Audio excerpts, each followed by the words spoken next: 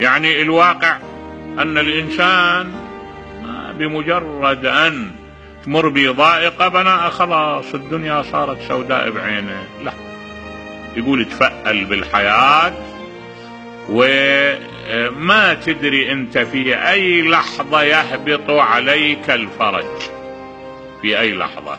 يعني قد يأتيك الفرج من حيث لا تحتسب. يقولون المؤرخين ملك صقلية، أي الجزيرة المعروفة، ليلة من الليالي أرق، صار عنده أرق، يريد ينام ما يقدر ينام، يريد ينام ما يقدر، يحاول أن ينام ما يقدر. كانت عنده عادة إذا مرت بها الحالة يودي ورا ندمانه يحضرهم، يتسلى بحديث، يتسلى بقصة.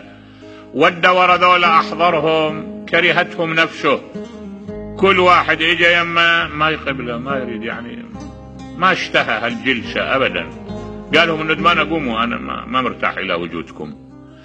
قام يتمشى، ما استطاع يهدأ أبدا. صاح إلى صاحب البحر، يعني اللي له علاقة بالقوارب وبالسفن، قال له حضر لي سفينة، أشتهي أتمشى أطلع بالبحر.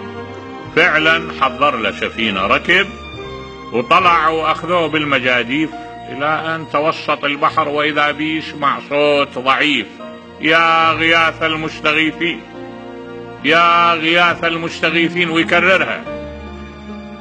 قال لهم شوفوا لي مصدر الصوت. قالوا له من هنا. أمر الغواصين اللي قال لهم انزلوا. نزلوا وإذا رجل يصارع الموج، يصارع الموت. أخذوه شالوه.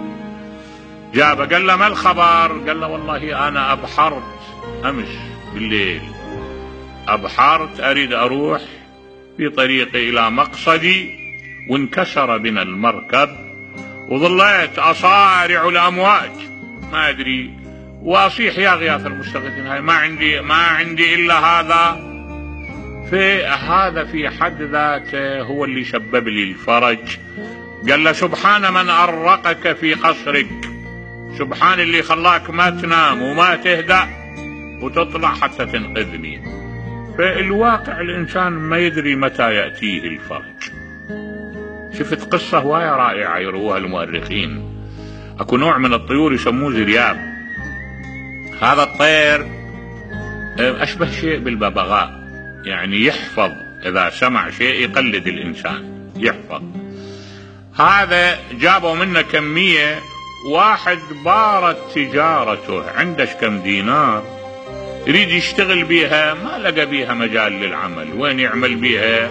مسدود الطرق، هي كم دينار قليلة ما يقدر ينافس بيها التجار. فسوى اجى اشترى مجموعة من هالطيور هاي، قال أبيعها. ذيك الليلة يقولون المؤرخين اجت موجة برد عنيفة، موتت الطيور كلها اللي عنده، ولم يبقى إلا واحد، طائر واحد. أغلق عليه باب البيت وحط هذا الطائر ومتألم متأثر، وقام يصيح يا رب يا غياث المستغيثين أغثني، ويكرره. هذا الطير تنبه، أتقنها للجملة، عرفها، قام يقلده، قام يقول الطير يا غياث المستغيثين. مرت بي جارية من جواري الخليفة، سمعت صوت الزرياب، قالت له بكم تبيع هذا؟ قالها ب1000 دينار. قالت له خفض عليه، قالها بدون 1000 ما أبيعه. فدفعت إليه 1000 دينار. هو اشترى جميع الطيور اللي عنده ب500 دينار. بالأخير جاءه الفرج من حيث ينتظر الضيق عينا. الحقيقة من هالنوع أنت تجد في تجاربنا اليومية أشياء كثيرة من هالنوع.